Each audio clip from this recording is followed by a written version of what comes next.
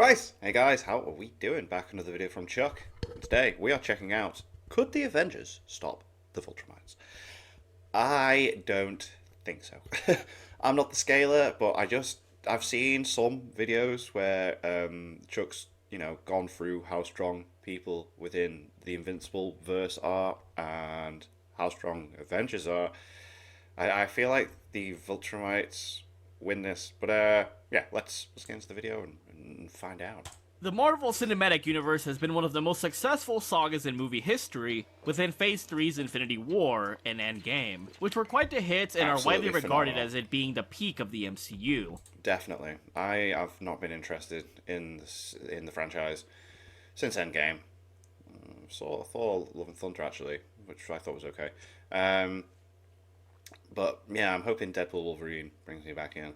Within these blockbusters, the Avengers, Earth's mightiest heroes, and the Guardians of the Galaxy had to ally up to defeat the Mad Titan Thanos in order to stop him from wreaking havoc on the universe with the mighty Infinity Gauntlet. Speaking of planet dominators, the Viltrumites within the Invincible universe are savage in their own way, as they have subjugated and destroyed thousands of planets in their rule over I can't wait for season 3. Oh my god, season 2 is so good. the wide cosmos. In many universes, Mark Grayson, Invincible, decided to join his father Omni-Man and the other Viltrumites in the conquest of not only the Earth, but every other piece of rock with life and resources that could be exploited. But what if the Viltrumites, while hopping through dimensions to find new worlds to conquer, stumbled upon the Earth from the Marvel Cinematic Universe? Right, so this is the scenario that we're in right now. Okay, I see what he's doing. Would Tony Stark, the genius billionaire playboy philanthropist, Thor, the mighty god of thunder, Yo. Captain America, the leader and legendary super soldier lost in time, and the other members of the team be able to end their conquest once and for all? In this scenario, we will assume that the MCU is at its peak with all of the relevant characters still alive. Oh my god, whoa, okay, Jesus. So Tony Stark and the Scarlet Witch are still alive in this era. Whoa. For the Viltrum Empire side of things, we We're putting all the big hitters will in. use a dimension where they are at their peak, so Mark and Nolan would be joined by General Krieg, Anissa, Conquest, who will likely appear in the next seasons, Yeah, I've heard he is a bad manager. and Thrag, the Grand Regent, who is basically the Broly of the Viltrum Empire. Right. And to spice things up, we could even throw some Ragnars in there. So, who would come out on top in this battle of insane proportions? I decided to go over feats, scaling statements, and the like to determine the winner. So without further ado, let's get right into this. Alright. First, we will cover relevant characters within the Avengers and stuff within Guardians of the Galaxy. And for the record, people like the Winter Soldier, Black Widow, the Falcon, or others on that range of power will likely have to sideline it or be considered dead pretty much immediately. Yeah, anyone without some sort of power, I suppose, is just out.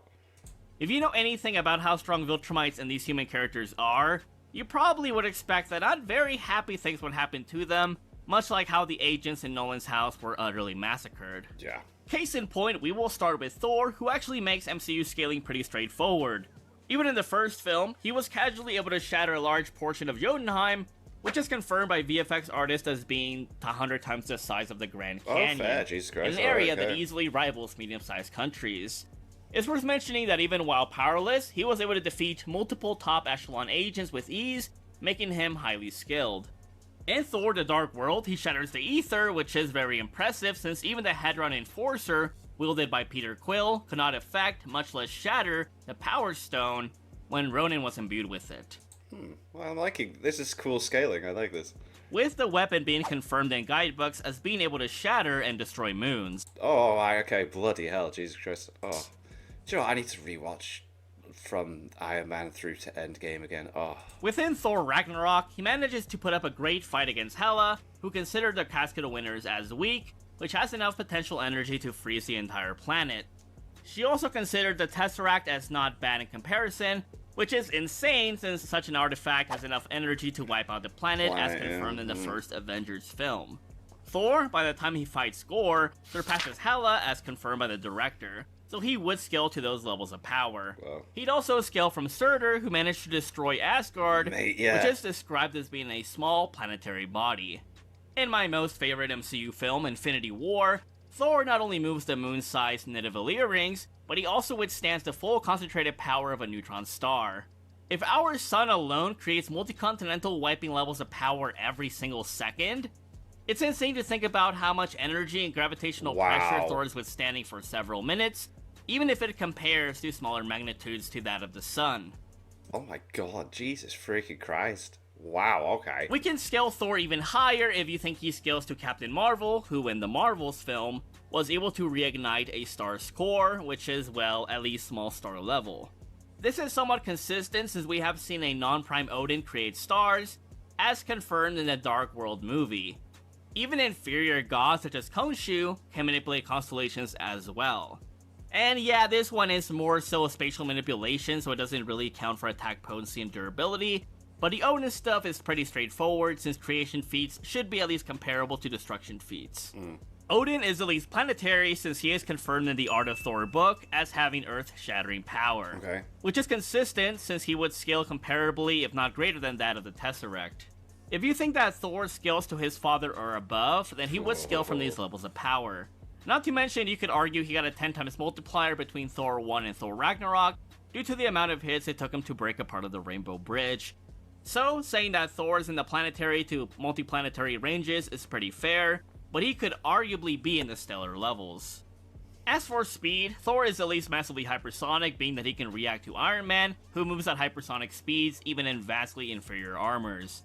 But he's likely relativistic to being several times faster than light in combat and reaction times, because he has reacted to lasers multiple times, like when he fought the Destroyer, which is confirmed to be a laser by VFX staff.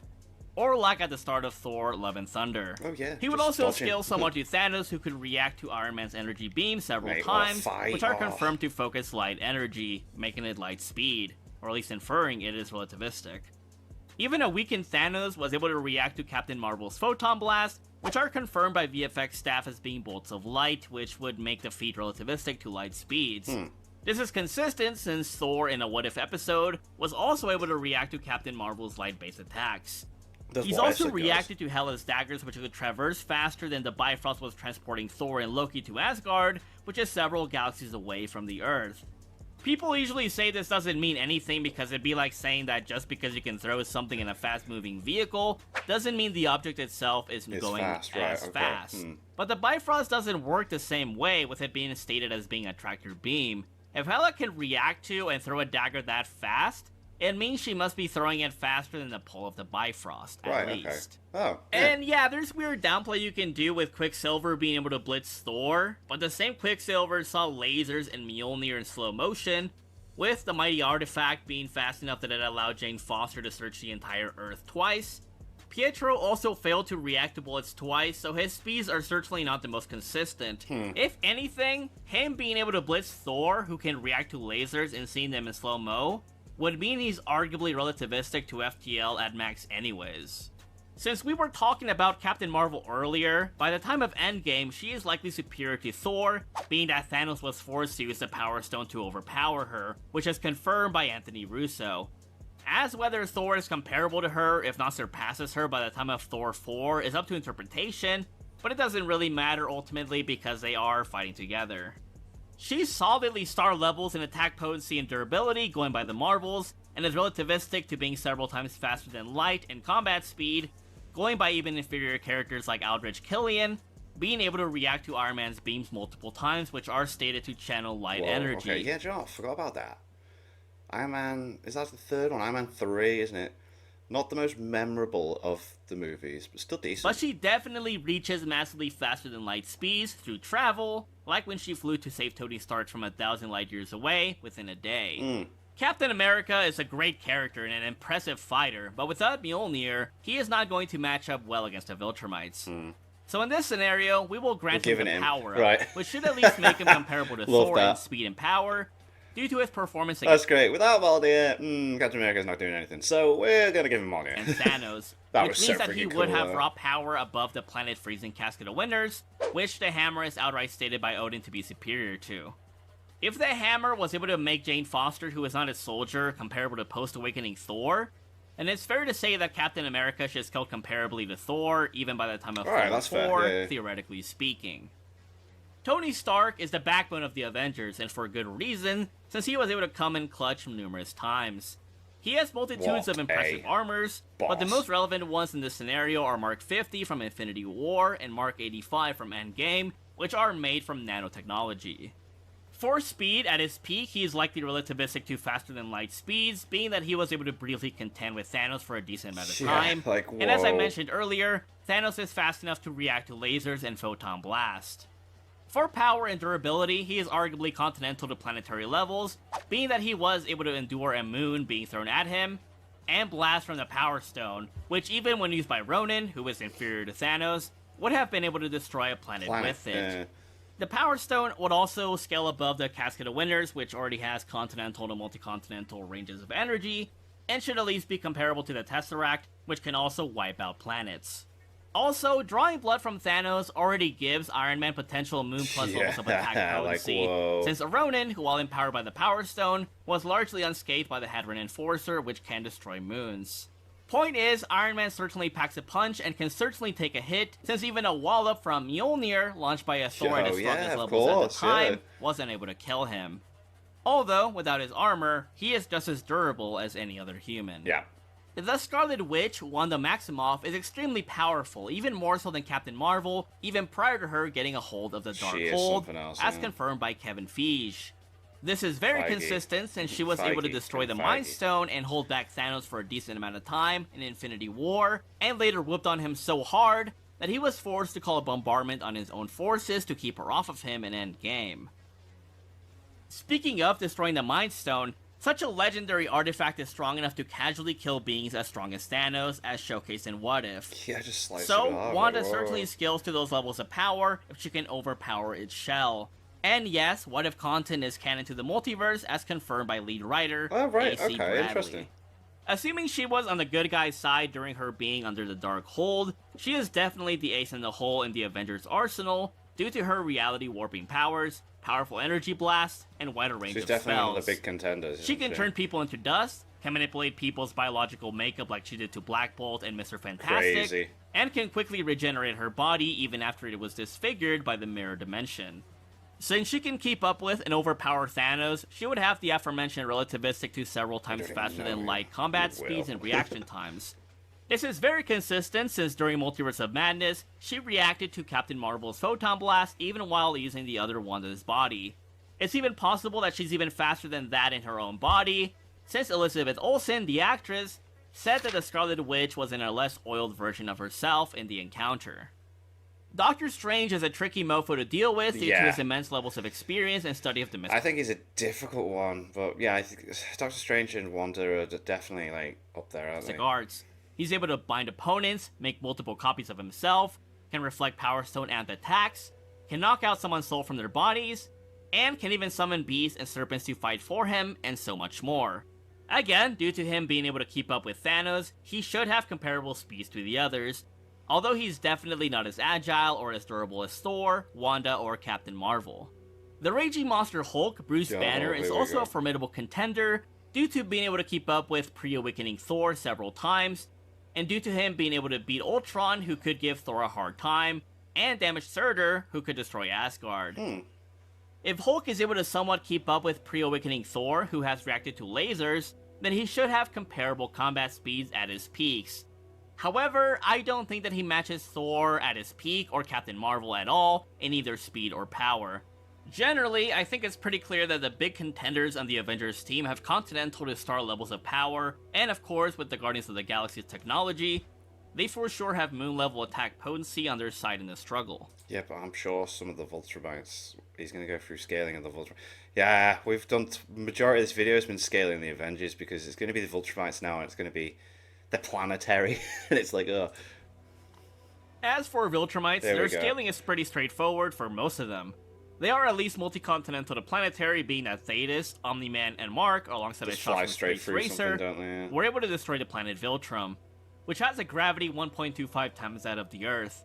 They are likely more durable than destroying a solar disk, which is big enough to block a sunlight shine so potently that the planet the super predators the Ragnar were on froze over.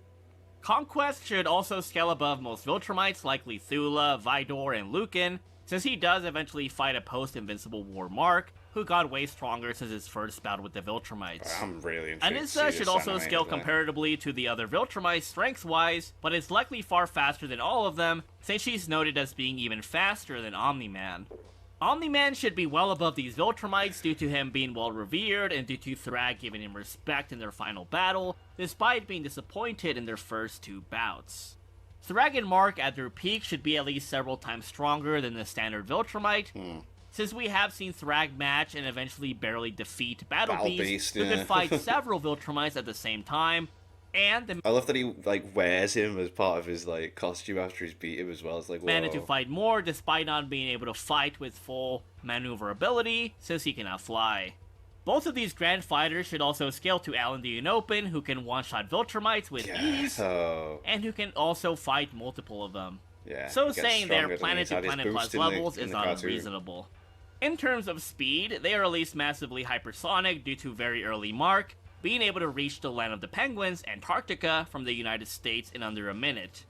Although it's risky for them to use their max speeds in the atmosphere of a planet, they can reach relativistic and massively faster than light speeds and combat speed and reaction times, and this is for a number of reasons. Even early Mark, prior to fighting Omni-Man, was able to reach relativistic speeds in his battle with Alan. We have seen Conquest and other Viltrumites intercept and ram into a coalition of planets' ship, which can travel multi-galactic distances within a few days. And we have seen Thrag react to Space Racer's Infinity Ray Blast, which are comparable if not faster than most Viltrumites, due to it blitzing them numerous times. So if Mark could match Conquest and contend with Thrag, he should also have comparable combat speeds. Not to mention that he was skilled from Alan, who is confirmed in the guidebooks as having comparable reflexes to his flight speeds attained. Which is crazy because he can travel across galaxies and has reacted to Viltrumite warships. Although you can be skeptical of these characters reaching faster than light speeds within the atmosphere of the Earth, if they really wanted to, they can accelerate at massively faster than light speeds and raise entire civilizations. Yeah. So, now that we have gone over the stats for both sides of the conflict, who do I think would beat the other? I think it's kind of obvious. We went through so much of this video scaling the Avengers, and then I think we've just gone from there to there. It's I think the Viltrumites have won this. I'd say that it depends on how desperate the Viltrum Empire is and how highly we scale the heroes. If the Viltrumites are fighting within the Earth with the intention of taking over and not destroying it, they have the potential to get blitzed or matched by the Avengers like Thor, Scarlet Witch, and Captain Marvel. A serious Thor would chop through the Viltrumites like butter with his Stormbreaker, and would shock if not kill an entire lot of them with his mighty lightning strikes. Even as powerful as Thrag and Mark are, they would get no diffed by Thor's hits. Oh, okay. Captain Marvel would blast through them with her Photon Blast and scoff off their attacks. Captain America would be able to do some nasty combos on them with the hammer and his iconic shield in tandem, and of course, scorch the hell out of them with the Mjolnir Thunder Strikes. However, if he is separated from the hammer for a considerable amount of time, he would lose the power-up eventually, and at that point, he would be easy pickings for a Viltrumite. Scarlet Witch would be extremely difficult to deal with due to her summoning, mirror dimension shenanigans, and biological manipulation, which the Viltrumites have no resistance to. She certainly has more than enough raw power to kill a Viltrumite at this point if she scales above Captain Marvel by the time of endgame. I can definitely see her take the Viltrumites apart and play with their bodies, or blast them away with her Scarlet Energy Blasts. Doctor Strange would be very annoying to deal with, but if a Viltrumite manages to blitz and heavily wound him, he's done for. Yeah. Doctor Strange is definitely more durable than most humans in the verse, but he's no Thor, Spider-Man, or Captain Marvel. I can totally see the Master of the Mystic Arts losing a limb or losing an entire section of his body, and seeing it all go downhill from there for him. Although he would make things very difficult for the Viltrumites before he fades away. If Tony Stark has armors that allow him to contend with Thanos and can take hits from blows meant for the Titan, then he can certainly make armors that can contend with Viltrumites and eventually hurt them. However, I think that due to their agility and raw durability and power, they should be able to overtake Tony and rip him apart eventually. Maybe if Tony uses those cutting-edge lasers he used in Iron Man 2 amplified by Thor's power, he could do some serious damage to them and perhaps even kill them.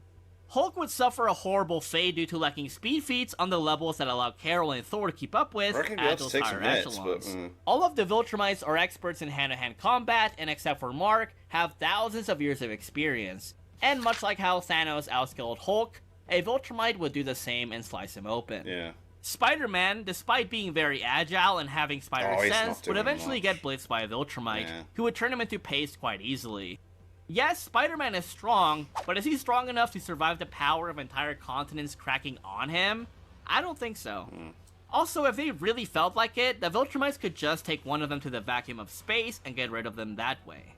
Regardless, I think that Thor, Scarlet Witch, and Captain Marvel at their peak interpretations could defeat all of the Viltrumites Wow. and their warships. Okay. The other heroes, albeit losing their lives, would take several of the planetary conquerors with them and force the others to retreat.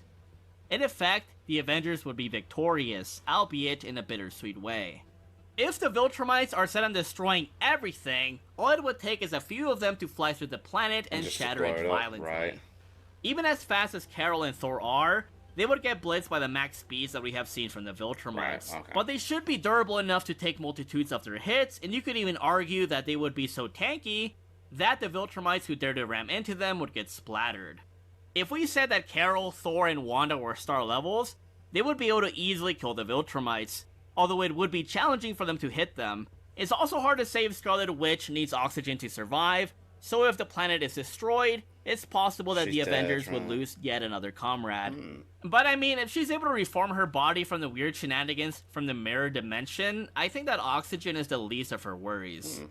It's hard to say exactly how much stamina Carol and Thor have, but Viltrumites could arguably have even greater levels due to Omni-Man being able to fight a dragon for 10 hours, and Thrag being able to fight Battle Beast for several days, even while heavily injured. Damn. Speaking of, Viltrumites have much better endurance than Captain Marvel and Thor due to the amount of injuries they have received while they kept fighting. Which of course is mostly due to it being a Disney movie, obviously. But the fact stands. Theoretically speaking, if Captain Marvel has enough energy to reignite a star, she should have a much larger energy pool than Viltrumites and by effect would have greater stamina, as with Thor and Wanda if they scale in any way to her.